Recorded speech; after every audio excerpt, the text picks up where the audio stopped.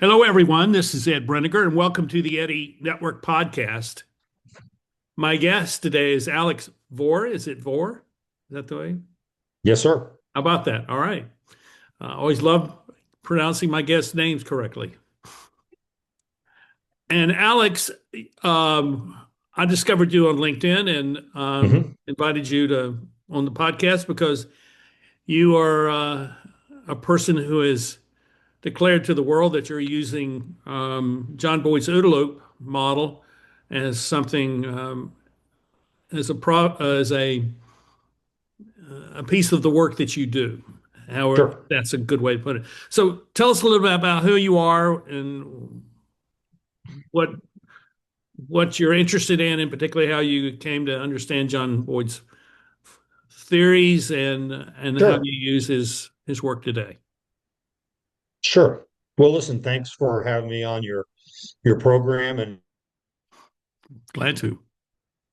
and the opportunity to do this because more so than anything else, I really enjoy talking about this stuff. So Me I too. started out in the Marine Corps in the 1980s. Late 1980s, I was commissioned a second lieutenant, and the Marine Corps was in really kind of a renaissance, if you will, at the time. We Yeah. were developing the new doctrine of maneuver warfare that we have even today, still relevant. And this gentleman named Colonel John Boyd, who was a retired Air Force colonel, was a big influence in the development of that doctrine. Boyd was what I would consider to be a modern day war theorists, and we've had kind of a dearth of them for a while. The last most famous war theorists probably emerged in the wake of World War One, guys like Little Hart and Duhay and those type people, and there really wasn't anybody that you would consider to be a wartime theorist. And so that's what John Boyd was. John Boyd was a thinker and he was a doer, and he worked in the Air Force as a commissioned officer, and then when he retired, he worked in the Pentagon for a number of years, and he did a lot in terms of influencing aircraft design, for example. But what he's probably most famous for is his OODA loop. OODA means observe, orient, decide, and act. But it's more complicated than that. It's a theoretical model, if you will, for how the world works or how organizations work within a world that John Boyd would say is an inherently competitive world. And what do I mean by that? So, what I mean by that is organizations all the way down to the individual. Boyd would say that there's no such thing as homeostasis in the world, that you're either improving or you're getting worse, or if you're maintaining where you are within the environment, you're working to do so because the environment and your competition is continually changing, and you have to adapt to that, or you become irrelevant and you don't fit anymore, or you're defeated in head-to-head combat with competition, if you will. And so Boyd was highly influential in the world of the Marine Corps, as I said, in the development of our doctrine. And what I've done, most of the work that you will see out on Boyd, and there's a lot of very good stuff out there, but the majority of what people have done with Boyd is mostly try to take, and they've talked about Boyd the man, if you will. And there's some very good books out there, or they talk about his body of work writ large and some of his ideas. But the OODA loop, and people have talked about the OODA loop, but they talk about it in the context of it being a theoretical model. And what I try to do is I've tried to take that OODA loop and make it something that people can think about in a practical perspective, and maybe think about how you could apply it to an organization. And specifically, what I mean by that is if you look at just the first element of his OODA loop, which is observe, what does it mean for an organization to observe? How do organizations pull in data and information that allows them ultimately to make decisions and act on those decisions? And then how does your organization make sense of the information and data that you have coming in? How do you orient on it? What is your company's worldview, for example? And then how does an organization make decisions? Are decisions all made by the CEO, and or organizations made, decisions made differently within the organization? And then, how would you translate those decisions into action? Sometimes turning decisions into action is very, very hard. Some organizations are not good at doing that. In the Marine Corps, we used to say supervise was the hardest thing to do in troop leading, because supervise was basically that step of turning something from thoughts into action, into practice. And then how do you incorporate feedback, and how do you differentiate between the decisions that you make explicitly and implicitly? Implicitly, I think a good synonym for that might be subconscious thought versus conscious thought, explicit versus explicit. So that's what I've tried to do with my book.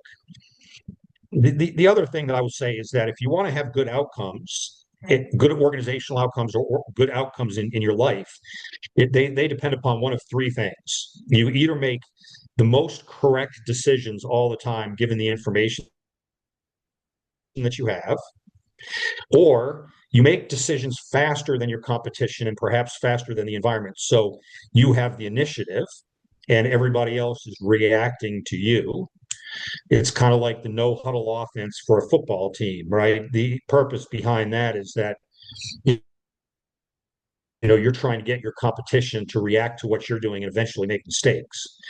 And the other thing that good outcomes depend upon is just simply luck.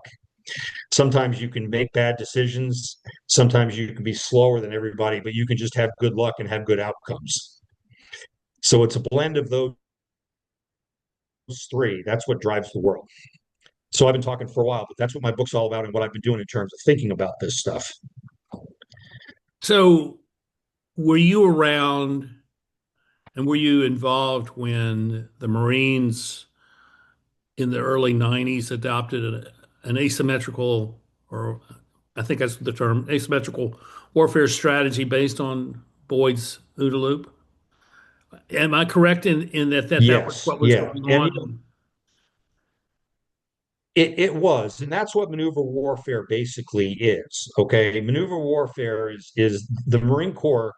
And it wasn't in the 90s so much as it was in the mid 80s and Uh, mid to late 80s. And I was commissioned in 1988 and was really thrown into the mix of this. And some of my schools, when I attended some of these schools, they were teaching this material for the very first time.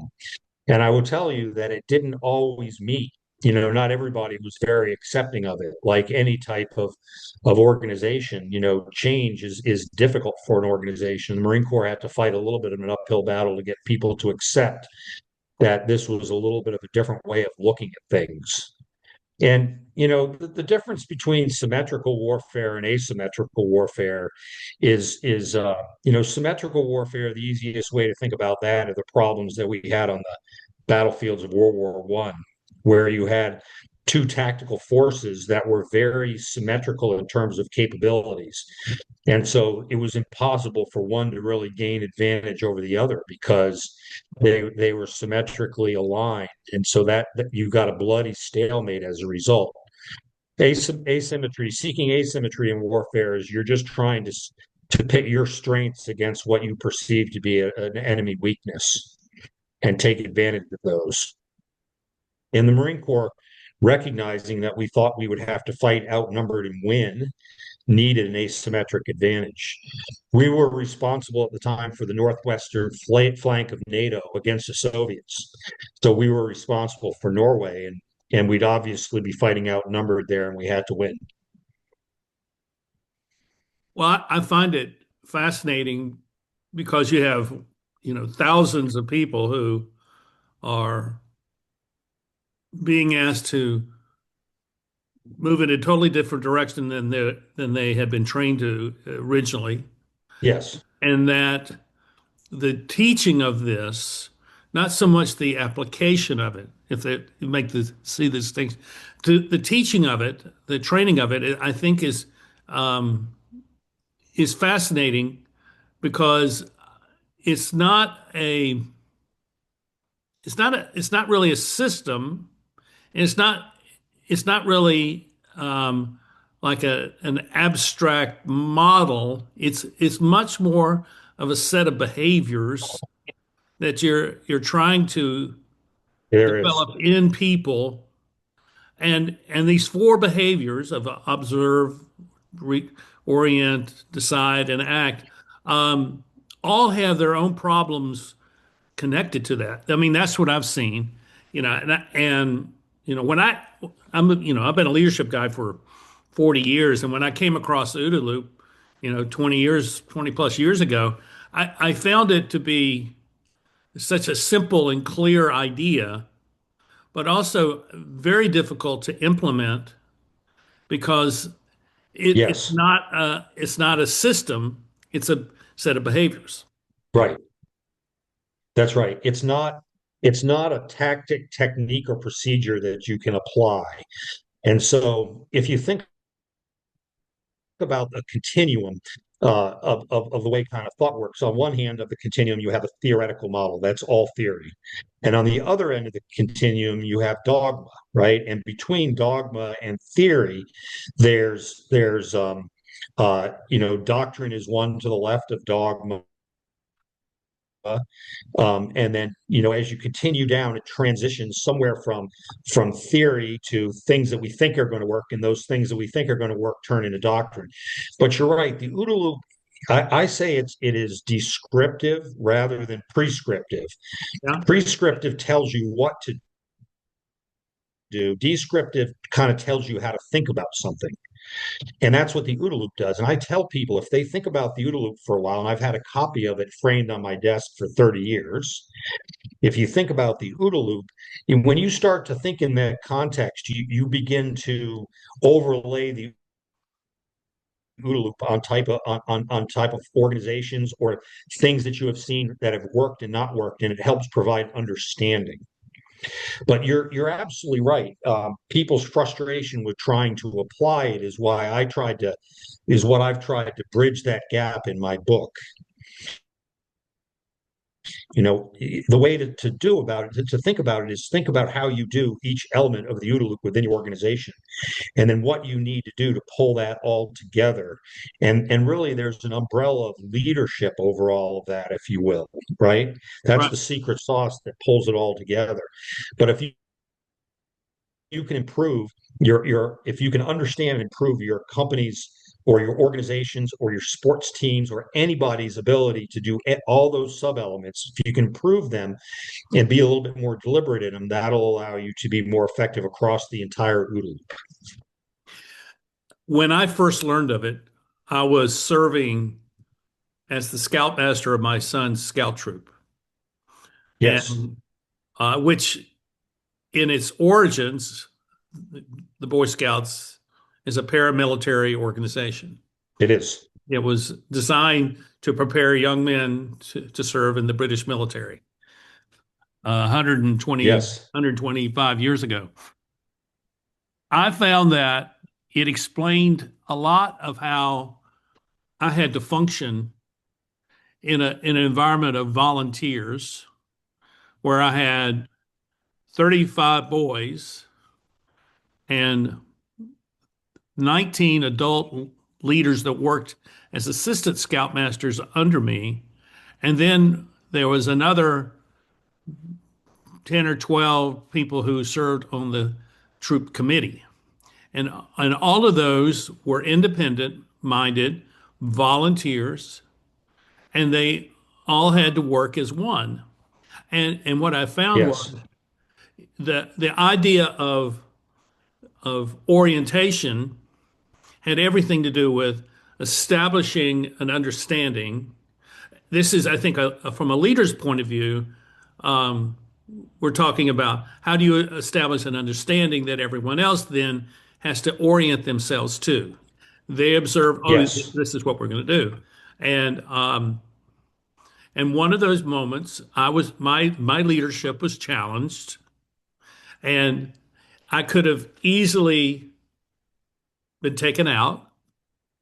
There was a new chair of the committee of the troop committee, and he wanted to implement a change in how the senior patrol leader was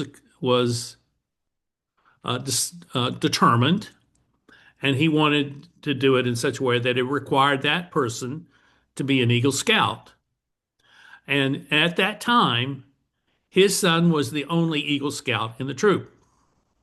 Obviously, he was being very prejudicial towards his own son, and he was Sure. admitting to us without saying it that his son did not have the support of the other boys, which, if you just observe, you can see this. And I dropped into his OODA loop, which he thought he was reorienting the troop to serve his interest. I dropped into his OODA loop and I said to the committee, "This is fine. If you want this, that's fine. You may vote this in. But if you do, I'm resigning tonight." Right. And then I said, "So that you understand why I'm making this statement, I gave them a set of principles that then became how we define this is a reorientation in the way Mark McGrath talks about it. This is a Yeah. reorientation of who we are as a scouting unit. And what happened was the committee voted to support me and to adopt these five principles. And that was now over 20 years ago. And that troop still operates according to those five principles. Yes. So I see the value of this. Well, it's interesting, Ed, because no, I'm sorry, I interrupted you Well, a I, little I bit. just say I see the value of this as a way of creating continuity of leadership over time. As new people Yes. enter, they have a responsibility to the principles that have been adopted, but they're not adopted as abstractions. They're adopted as this is the way we behave as this Yes. particular scout troop. Yes. No, you're absolutely right. You said a lot there. One of the things that you said was really interesting is, I mean, most people will say that the heart of the OODA loop is orientation. And I think what's so interesting nowadays is that to me, I've always been fascinated on how people see the world in such a radically different way. And what you were doing through your principles was you were aligning you were reorienting everybody and getting a group of people largely on the same page. The Marine Corps does that too. I mean, first of all, the Marine Corps pulls all Marines in and they change them culturally. Everybody has to adapt to the Marine Corps culture. So that's the first thing. But in terms of focusing on more discrete problems, you use techniques such as a mission statement, which has a goal that we're all trying to accomplish in this mission to get everybody pulling in the right direction. You see what I'm saying? And Yeah. that's reinforced with commander's intent. So he gives a little bit more reinforcing ideas about why we're trying to do what it is that we're trying to do. And that allows people also to exercise their individual initiative, but all focused on the same goal. So a couple things are just so interesting. The orientation part of the OODA loop is, and that's what Mark McGrath focuses on more so than anything else when he calls his whirl of reorientation. But getting folks to think about things in a similar manner within an organization so that everybody's pulling in the same direction is really important. Elon Musk says he thinks about individuals in an organization as vectors, and vectors have both direction and thrust, Hmm. right? Yeah. And he, as a leader, tries to get all those vectors oriented in the same direction. I like that. And so let me add one more piece to this. So what I did was, and I didn't know that there was precedent to this, but what I did was every week, every time I stood up in front of the troop or the committee, I would remind them of the five principles every week. Yes. And what I learned later was that there's an anthropologist named Pierre Clasters who did his doctoral research in Amazonia of tribal groups there. And the chief there is voted in but the chief has no power. Can't Doesn't have the power to make any decisions. What he has is the power of his voice to remind the tribe of who they are. And I think that this is a very important thing. I wonder how Boyd would have responded to this story of mine, because so much of what in reading what he had written, it was like it was the competitive warfare type of mindset, which is that you're dropping into another person's OODA loop to disrupt it and to advance your own position more quickly than they're able to respond to your actions. Yes. Yes. Well, what you talked about a little bit there, Boyd didn't speak in these terms because some of this stuff didn't wasn't this terminology of the world of complex adaptive systems wasn't in place so much. But when you talked about the tribal chief who just kind of reminded the tribe of who they were, he wasn't directing with a top-down direction type thing. He was trying to coordinate, largely harmonize Huh. the actions of everybody else in the tribe. And that's kind of the language of complex adaptive systems, if you will, whereas it's a more of a bottom-up approach of harmonization and cooperation and playing off of one another as opposed to a top-down type imposing Right, or right. control. And top down imposition of control can be thought about. In the book, I use the example of, the difference between a symphony orchestra, which is top down control from the conductor and the sheet music that's there, to jazz bands that are much more everybody kind of working together and coordinating loosely with a sense of principles of how we're going to play, And so there is something to that, and human organizations are these complex adaptive systems. An analogy for those that people often use, and I've used in the book, is you can think about human organizations like beehives, where there's no top down. The queen doesn't tell everybody in the hive what to do. All these workers in the hive have different jobs depending upon where they are in their bee life cycle. And they all kind of work together, but there's one overarching goal, which is the survival of the hive. That's what they're trying to work for. That's their unifying principle, and they all work in that direction. Yes. To include even growing a new leader when they perceive that the queen is reaching the end of her life. So So it's very interesting. so tell us about your perception of where our world is and how Boyd's model can be applied in broadly. I mean, I'm thinking that we're in the state of huge change and we're a time of transition, and the world is constantly becoming different. How in a chaotic environment like that can Boyd's OODA loop be utilized to bring kind of a focus or consistency or whatever language we want to use? Sure. Well, what have spoken about in my book is I do think that leadership is kind of this is not necessarily a book about leadership per se, but what I do recognize is that if you want to if you have a complex adaptive system and you optimize, and that can be an organization of any kind, and you optimize its ability to observe, orient, decide, act almost in a mechanical way. You think about it, you think about how you do your observations, and you think about all those things very deliberately. But then you apply leadership over that to harmonize those activities of everyone. I think that's what's going to work. And the world is chaotic and the world is changing a lot. Um, and there's chaos in our world for a whole variety of reasons right now, and a lot of unknowns out there. I mean, there's a very chaotic political environment that we have, right? And one of the things that I think makes our political environment so chaotic is that we have so many diverse perceptions of how the world is or how the world should be.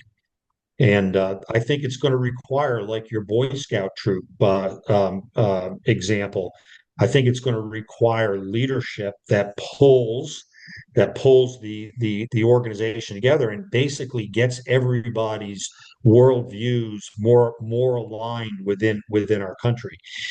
And that could either be a leader, or it could even be the potential recognition of some type of external threat. You know, Right. I think that would pull the country together. You've seen the country to come together at different times. After 9/11 was a great example where a lot of our political disputes and all that kind of stuff fell away as we came together as a country to try to get things resolved. Who knows? Artificial intelligence might be an external threat that comes almost from within. I think that's Yeah. going to be interesting. I think it has the potential to radically change the world. And we'll have to decide as human beings whether that's a good thing or a bad thing in the long run. Well, that raises the question that I have not asked anyone or even thought until this moment as to whether how would AI utilize an OODA loop in its work. Sure. Well, I think one of the things for businesses, if you will, one of the things I talk about was is if you look at that OODA loop sketch, it has what I say the explicit path through the loop, which is the center where you deliberately go through, observe, orient, decide, and act. And then it has the implicit path across the loop, and where you have these implicit paths that come right from orientation to action, and then another from orientation, and it feeds observation.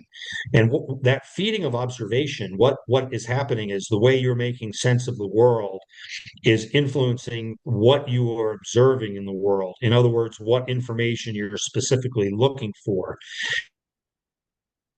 And the more discrete you can describe the information you're looking for, the faster you can focus on it, and you can attain it quicker, which helps you through your loop faster. Anyway, I think artificial intelligence has in an organization, your implicit path through the OODA loop is the product of like processes and procedures, or tactics, techniques, and procedures. It's stuff that ends up being on autopilot within your organization, so that it gives you more time as a leader to focus on a fewer number of problems. You can only solve one problem at a time. That's that explicit path.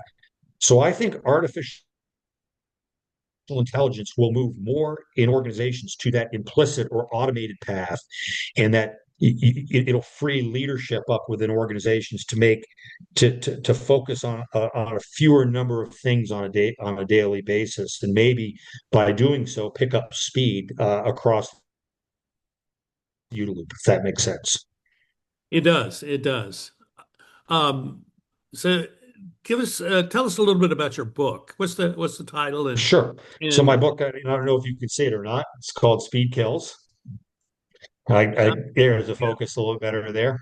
yes, Anyway, yeah, and so what happened with this book is that, as I said, I was interested in Boyd very early, as a Marine, because of how profoundly I was influenced by the changing doctrine of the Marine Corps. And but then when I retired from the Marine Corps in 2013, I was thinking about this stuff, and I was on an airplane with a gentleman, and he owned a company that produced Velcro fasteners. But and so he and I just started talking, and I started talking to him about this information. He worked with a business coach from a company called Vistage. I don't know if you've heard of them or not, but yes. they do business coaching. And anyway, to make a long story short, I did some Vistage speaking for a while, but I jumped into it pretty quickly, and that's a pretty heavy lift for a speaker because it's their 3-hour presentations, and I had a full-time job, and my material wasn't particularly mature, and I didn't spend a lot of time doing that. But that was the genesis of this book. And so over the years, I built about a 268-page slide presentation, or slide deck, PowerPoint presentation. And maybe 3 or 4 years ago, I started turning that into an actual book and writing it. And so that's how I got to where I am. So I just felt like this was something I wanted to get down on paper, and I felt it was different than anybody else, what anybody else was doing with Boyd's OODA Loop. Who do you see as the ideal um, reader for this book?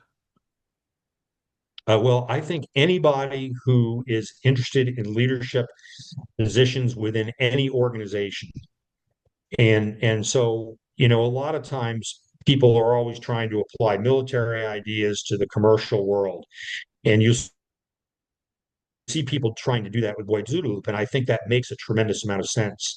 But as I said earlier in the presentation or in this podcast, once you start to understand the OODA Loop, it changes it changes your orientation. It changes the way you look at any kind of problem you run into in the Yeah. world. You start to think about, maybe they looked at it differently than they should have. Their orientation wasn't right. Maybe they weren't pulling the right information in orientation. Their decision-making processes were slow or whatever. And that was what resulted either in the success or the failure of that organization. So I think it helps people think about how organizations work. And it would be good if you were a sports team coach, if you're trying to run a company, and obviously military leaders can benefit from it as well. Do you um, do you see the military still using this in the future? Yes, I do. The Marine Corps, the doctrine that we currently use, maneuver warfare doctrine, was written in the late 1980s, and Marine Corps doctrinal publication, MCDP 1, is called warfighting. And that doctrine has been reviewed many times since, and it has stood the test of time. And I think one reason it has is because there again, it's not prescriptive doctrine. It doesn't tell us what we're going to do in combat. It tells us how to think about warfare and combat writ large. So as the world evolves, and the world of warfare is evolving just as fast as everything else, you just have to look at what's been happening in places like Ukraine, how warfare has changed so dynamically in the last 10 years. But this doctrine adapts to that, and Boyd's OODA Loop is a big piece of that. So I don't see it still remains relevant.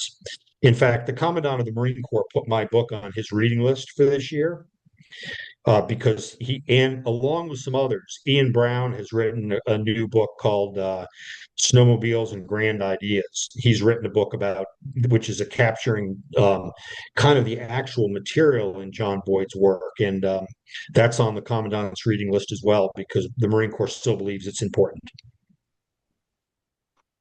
I I find that the time we live in is interesting, not just because there's um, so much change happening and it's so complex.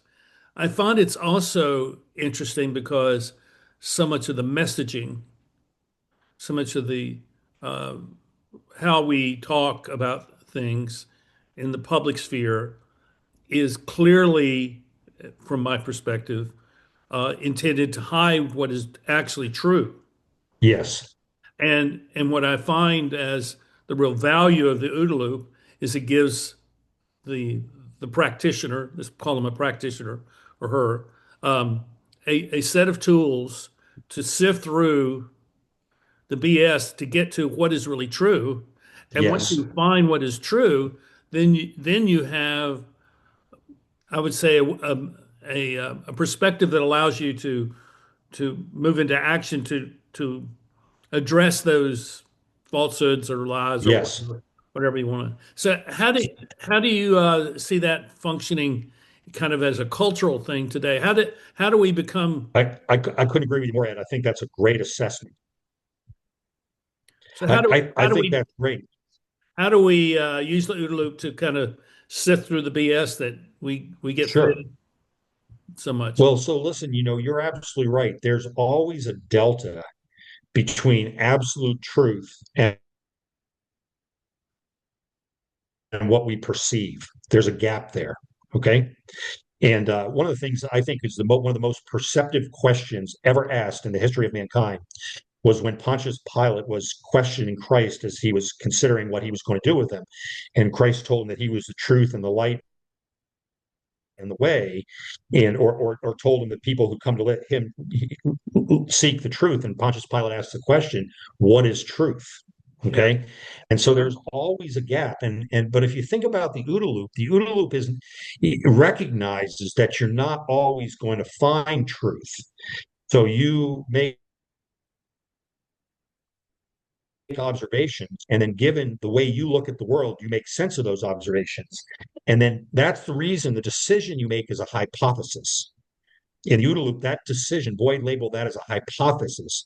And then you test that hypothesis through action. And then if you recognize through your action that, ooh, maybe that didn't have the change I expected, then you realize that you didn't close that gap, that your reality and what truth is might be a little bit off. So you take the feedback from that action and you incorporate that and you change what you're looking for on your observation. So the OODA loop is a bunch of, as you cycle through those as an organization, it's iterating, seeking the truth, if you will. Does that make Yeah. sense? And when I say you should make more correct decisions, correct, but by a correct decision, I mean you made a decision that, given the information you had, was more correct than your competitor. So you're closer. You've closed that gap between what you perceive and what truth is faster than he has.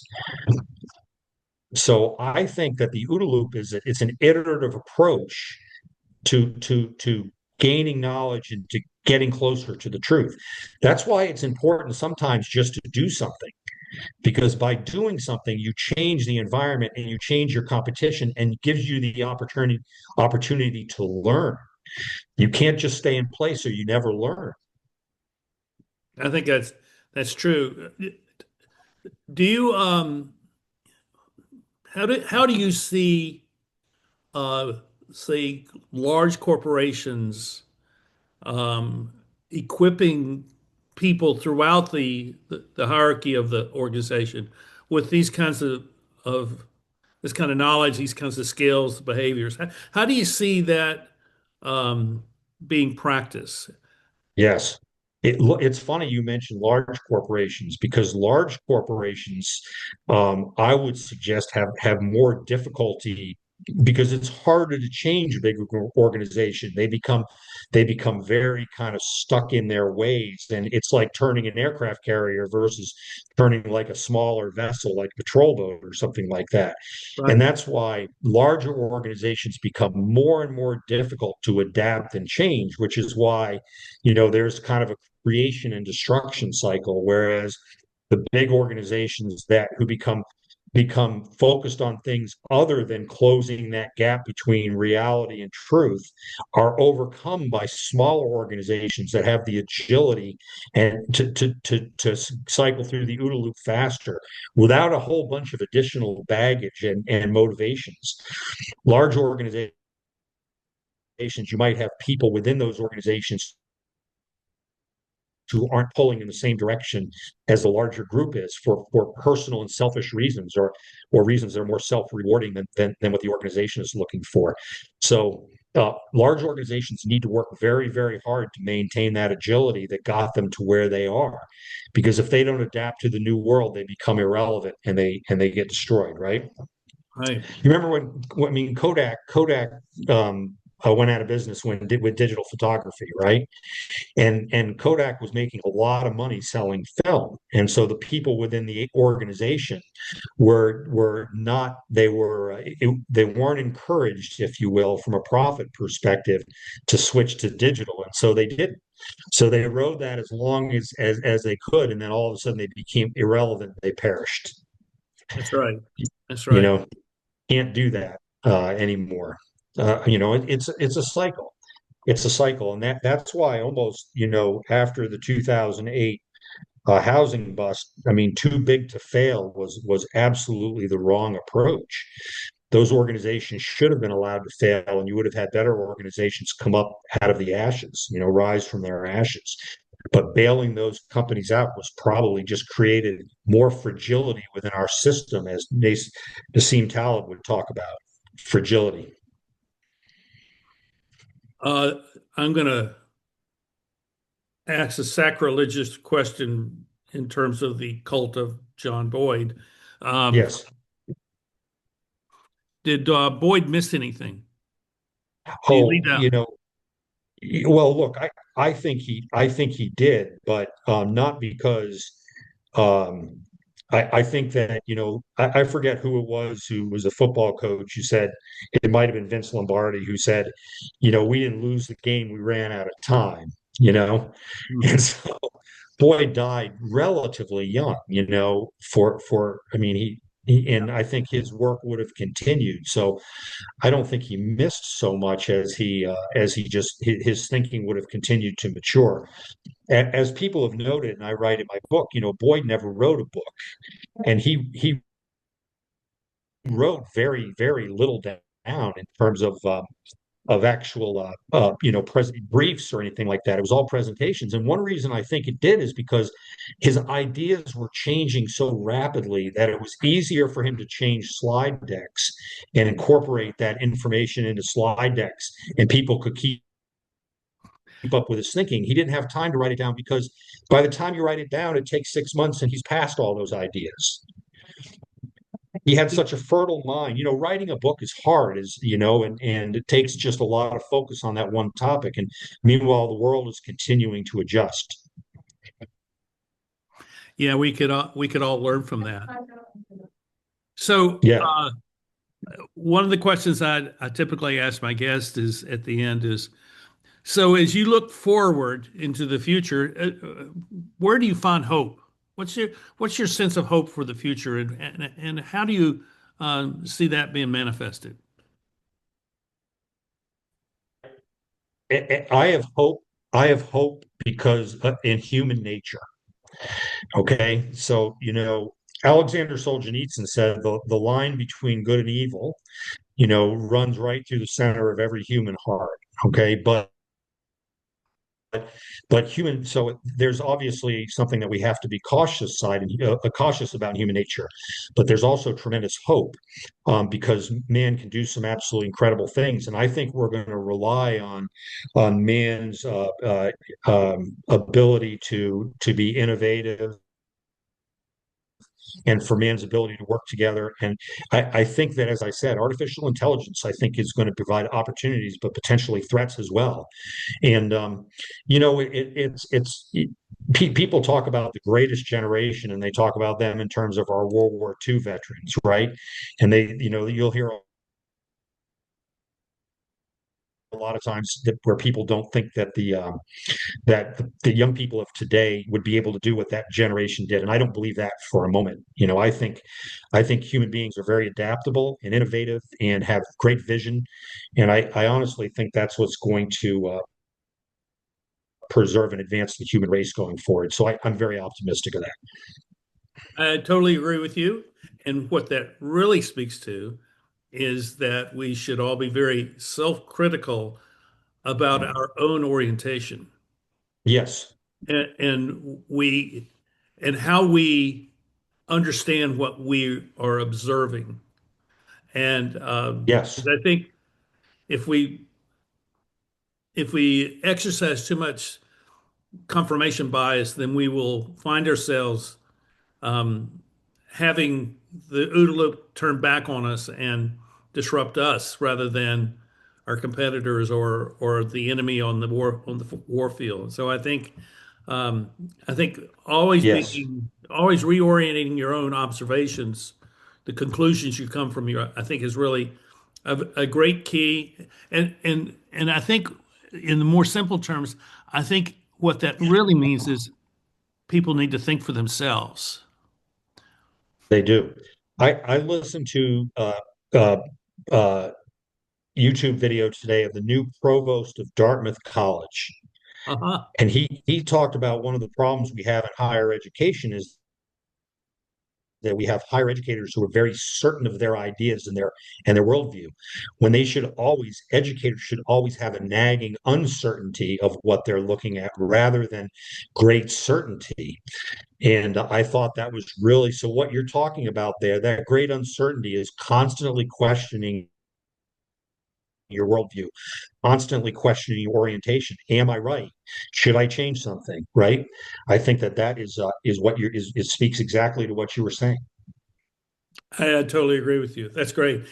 Yeah. I I recognized, I recognized that very thing at a reunion of my academic major class a number of years ago. I was an American Studies major, and we, when we approached that 50 years ago, we looked to establish the broadest possible perspective, which is kind of a John Boyd OODA Loop sort of thing, the broadest possible perspective about America as we could establish.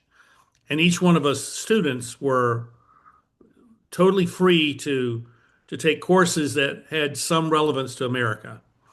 And as we were putting together all these pieces of information and knowledge from these different courses, this became our sense of our orientation to America. And it was a tremendous thing for someone who kind of thinks in broad terms.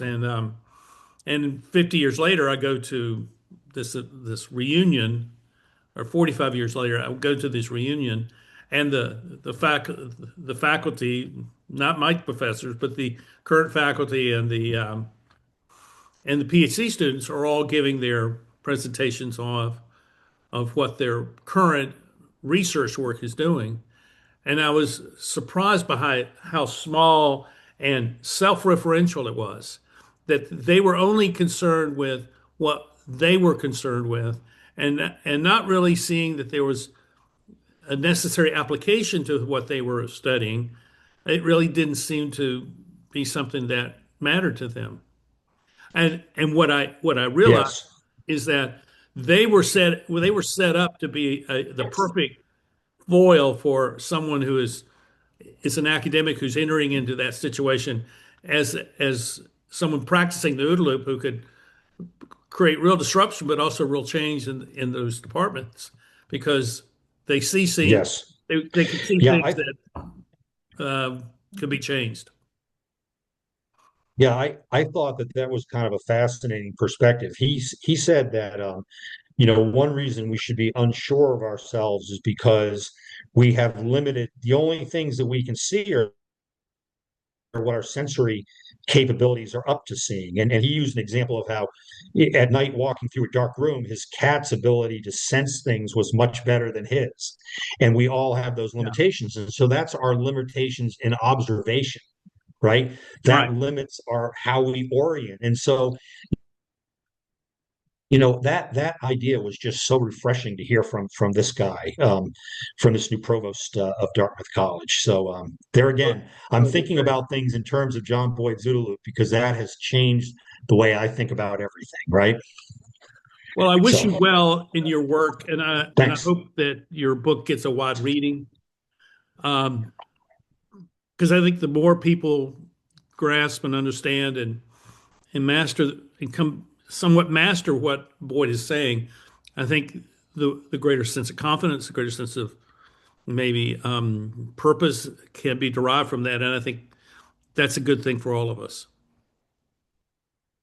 Yes, well, I really appreciate you having me on today, Ed. And you know, my book's available on Amazon. It's available in digital format, hardcover and softcover.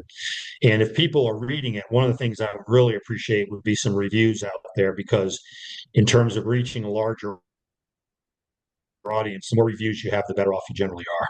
And I'm Yeah, just interested in the feedback as well. yeah, I agree. Yeah. Okay, everyone, thank you for watching. I hope this has encouraged you to read Alex's book, but also to become engaged with a way of looking at the world that maybe is new to you and may grant you some sense of strength in way you live your life. And I believe that is, if you understand what Boyd is saying to us, that's exactly what can be the result. I wish that for you. And Alex, thank you again for being here, and we'll see you next time here on the Eddie Network podcast. Sounds great. Thank you very much. Appreciate it. Yes. Um,